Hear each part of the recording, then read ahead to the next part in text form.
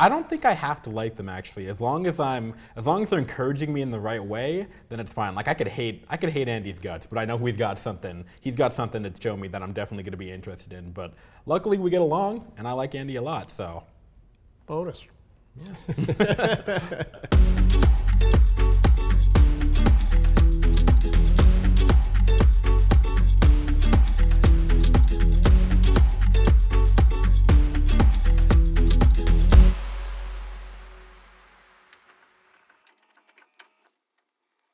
So I'm Andy Ballantyne. I'm a saxophonist, composer, and educator here in Toronto.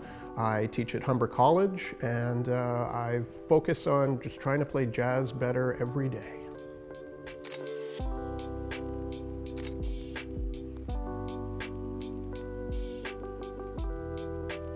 So I'm Tyler Campbell. I started on the clarinet in middle school, and I switched to saxophone in high school, actually. And that pushed me to go to Toronto to study jazz at Humber.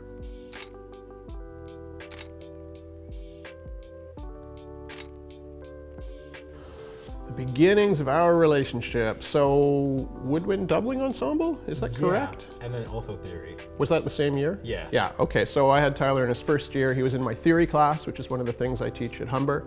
And he was also playing clarinet. I run the woodwind doubling ensemble at Humber. And Tyler's a great clarinetist. He kind of, he raised the bar on the clarinet section that year, as I recall. And then this year I have Tyler as a private student. So we're working on the finer aspects of playing the saxophone.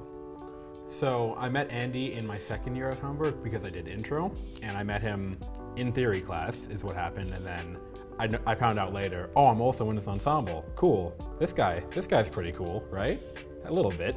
And then and then I found out he played in the Cuphead soundtrack too, and that was really cool. And I'm like, whoa, I want to play video game music too.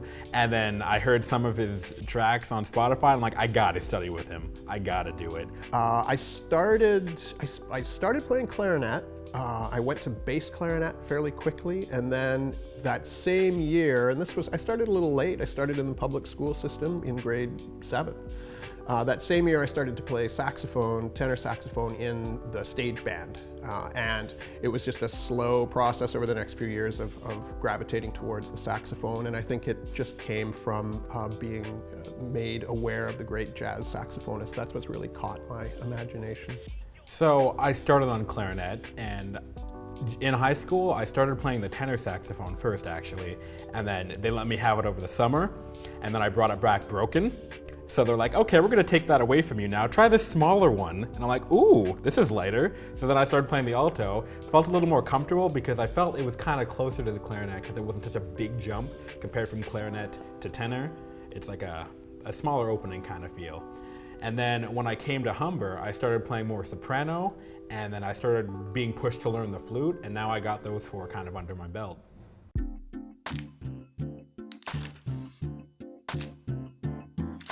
I've always taught right from, at some level, right from the time I guess I finished at Humber. I started doing private lessons and teaching beginners and kids. And of course, at first it was out of necessity.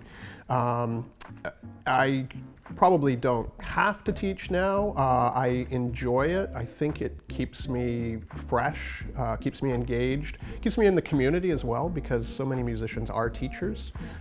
So there's that, and it keeps me up to date with what students are going through, what kind of music they're listening to. I think it's a really, really absolutely essential thing for me, and I don't know what I would do without it, because I've never not taught in my career. It's never been the main focus of what I do, but it's been a considerable part of the energy that I put into music goes into teaching. I actually started teaching privately not too long ago. I just got my first student a few weeks ago, and I did some peer teaching while I was in high school, and that was definitely a different experience. And when the kids start teasing with you or something, and I'm like, hey guys, just call me Tyler, and then they call me Mr. Campbell, and they make me uncomfortable. I'm like, don't, please. And they're like, Mr. Campbell, Mr. Campbell. I'm like, all right. You know I'm going to call you that now. Great. Yeah. Great. But it's definitely something cool. See if I can get the students as into music as I actually am, see how close I can get to it, and helping them through some tough times, because I've been there, I know how to deal with it. So I like helping them get through it and then having them notice the payoff and then see how fun music could actually be. Yeah, it's a hard time for students. There's different challenges. I mean, just financially, what is involved in going into a university, any kind of program now. I mean, when I went to Humber, what did I, tuition was like $700 or something. I mean, it's just not. It's totally on a different level now, and there's a lot of different pressures. So I really feel that with students. Sometimes the private lesson thing, because it's one-on-one, it can start to feel like a bit of a therapy session at some times, and that's fine. I understand that. It's because it's really the only time that students have sort of one-on-one contact with a faculty or a mentor. So it does go that way. I think trying to stay kind of professional, trying to stay focused on the music, while at the same time being understanding of the humanity that goes on is a big part of teaching these days. It's a challenge.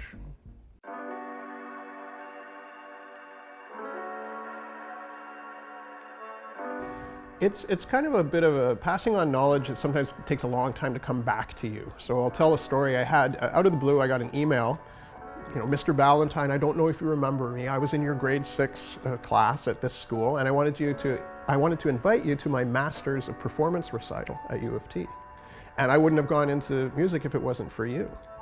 And, I really encourage people to get in touch with their teachers. I wish I'd done it more with my teachers, because you lose contact or you think, oh, they won't be interested. They'll be interested in that. That's pretty cool.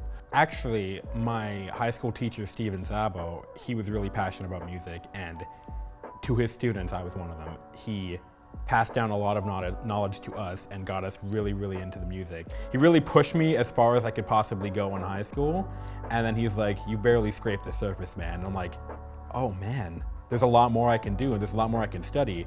So he really got me into thinking about music critically, and he got me thinking farther than I'm actually kind of going. It's kind of like a paradigm shift in a little way. I'm like, how much farther can one even go?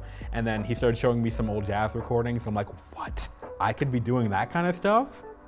That's crazy. Okay, I want to see how far I can take that.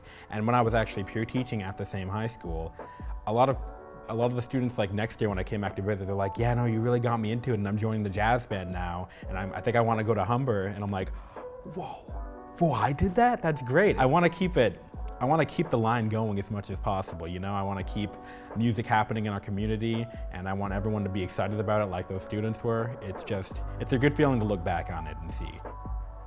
I have a high school, like a moment that might fit in with that.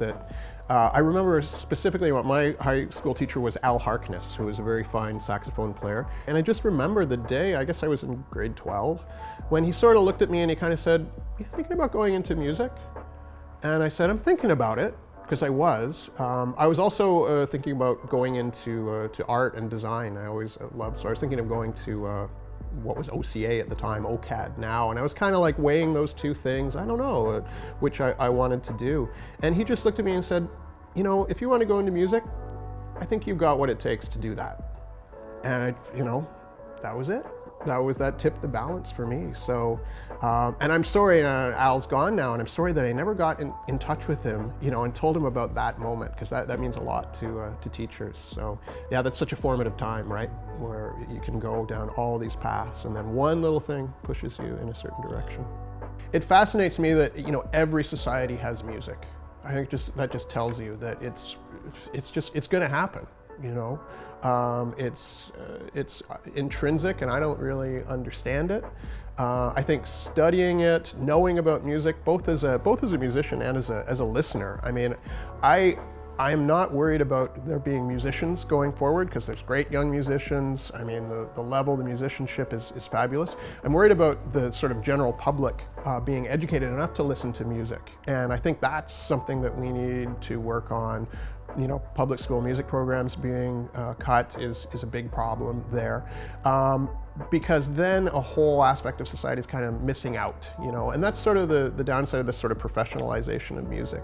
Definitely. I think music, it's a universal like. I've yet to meet one person who's like, yeah, I know I hate all kinds of music. I don't listen to music, so don't even consider playing it around me. There's always someone. Someone always likes some kind of music. So it brings people together, and like, without a doubt, if you're meeting someone new, for instance, they're gonna like music. You'll find something in common with them. So I feel like music's kind of tying the whole world together in that kind of way.